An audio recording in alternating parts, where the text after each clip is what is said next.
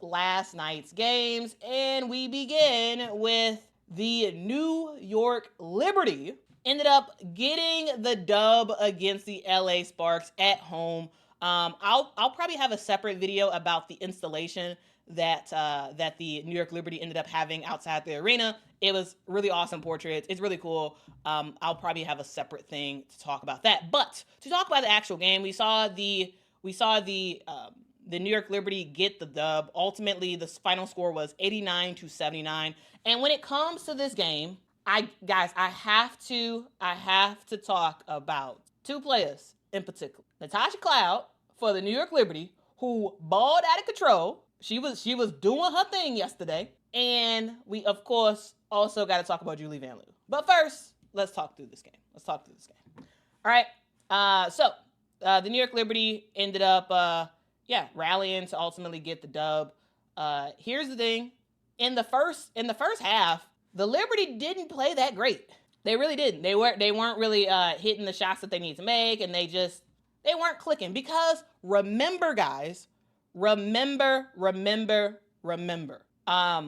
This New York Liberty team is still playing without Jonquel Jones, a player who just dominates for them, right? And in some ways, injuries, as I said before, it exposes stuff. And it exposes that, the New York Liberty really, really miss Jonquel. And you could really tell that in that first half. In the second quarter, it's basically like, hey, we got to get it together. We got to get it together because we got the LA Sparks. They beating us at halftime. At halftime, the LA Sparks had the lead, and it felt like in that third quarter, whatever was said at halftime, it just boom. It made it happen. It made it happen. They made it happen in that third quarter. I will say this: the LA Sparks look really good in this game at times, especially in that first half, and at the early part of the third quarter. But Natasha Cloud was like, you know what? I'm done with this team being close to us. We really need to get back into it. Natasha Cloud had a masterful third quarter. She had 11 of her 23 points in that third quarter alone. Had the New York Liberty on a 13-0 run. Sabrina Ionescu was scoring as well. And just like that, we end up seeing the New York Liberty ultimately get the dub. They were able to flip the game on its head in that third quarter and make some stuff happen. A couple things to note. Stewie was being Stewie. She did her thing. 17 points for her. She had 14 rebounds, 4 assists.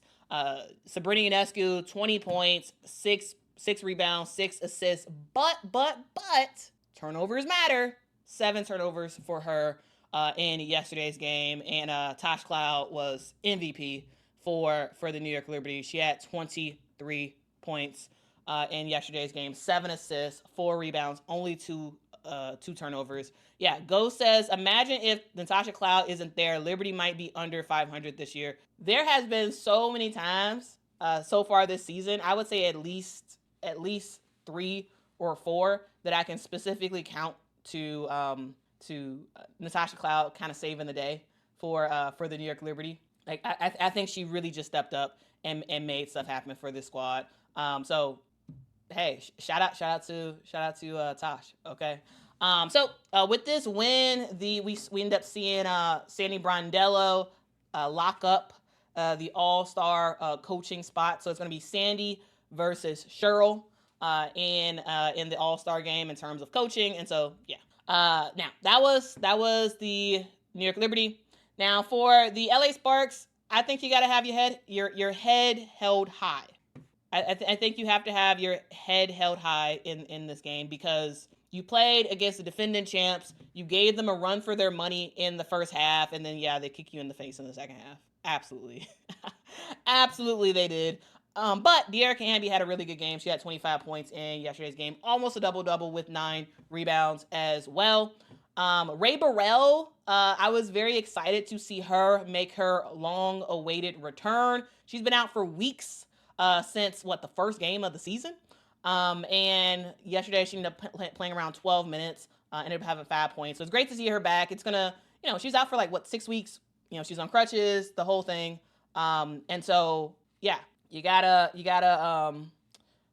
celebrate when players return from injury. It's gonna take her a little bit to really, really get back in the groove. But Rae Burrell is back, and that is awesome to see. And we got to talk about Julie Vanloo. What a wild week for Julie Vanloo. Wild week, okay? Just a couple days ago, she was flying back to San Francisco after winning EuroBasket with Team Belgium. Thinking that, okay, I'm about to get back to San Francisco. I'm about to play with the Valks. We about to have a great rest of the season. Instead, she lands, and then she finds out that she got cut. She found out that she got cut from the she got cut basically like a little bit after she arrived in San Francisco.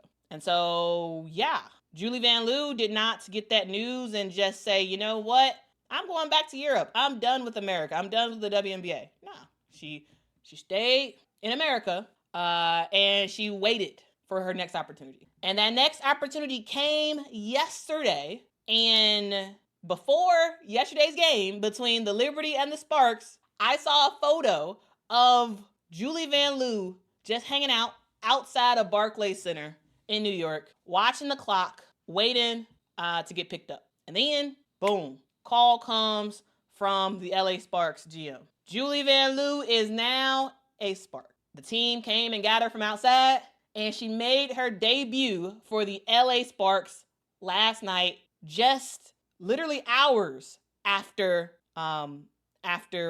getting picked up. Wild. Now, did Julie Vanloo play a lot of minutes? No, she did not. Okay. She didn't really do much of anything, right? 2 minutes. She had 2 turnovers. She got in the game, which is great.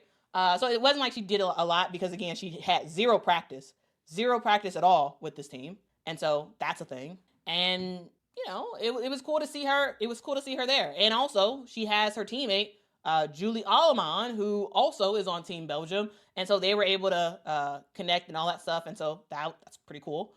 Julie Vanloo has been through a lot in the last couple of days, but her motto is just keep going. And she did just keep going after a wild week.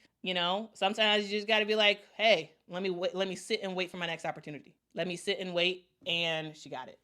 Oh, before we get off this topic of this game, I do want to mention, Julie Allemand is on the LA Sparks. Julie Vanloo is now on the LA Sparks, and so that's cool to see. So we got two Julies.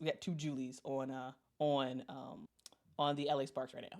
Anyway, before I get off this topic of this game, did anyone notice and find kind of funny the 2 texts that Lynn Roberts and Sandy Brondello got yesterday? Anyone notice that? So in the fourth quarter, Rickea Jackson, I think she went for a shot. She missed it, and I think she got the rebound. It was off a rebound. She tried to go for the putback. I believe she was going against Breanna Stewart, I believe. It was somebody from the New York Liberty. She missed the shot, but she fell down, and Lynn Roberts was pissed, and she was like, come on, ref, and she was saying something to the ref, and the ref ended up giving her a tech, which I was fine with the no call. The refs didn't call a foul on that. I was from the one angle we saw, I was okay with it. And then a little while later, on the other end, we saw Sabrina Ionescu dribbling, and you know how point guards do it all the time. They push off. They push off with their offhand all the time. And we got Dearica Hamby guarding, I believe it's Dearica Hamby guarding Sabrina Ionescu, and Sabrina, tries to push off, tries to get her away, and the acting job on Dearica Hamby, I was like, oh my gosh, she act like she really got hit in the face, and then the refs call a offensive foul because technically, she did, try to push off, but she didn't actually connect with her, and so that's a thing. And so they showed a replay in the arena, and all the fans was like, "What? She didn't even touch her."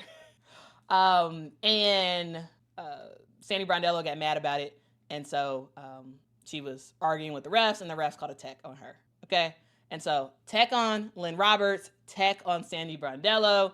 And let's move on to the next game, because the next game featured a coach getting a tech as well. This game was the Indiana Fever versus the Las Vegas Aces, where Stephanie White got a tech and then got a half-half.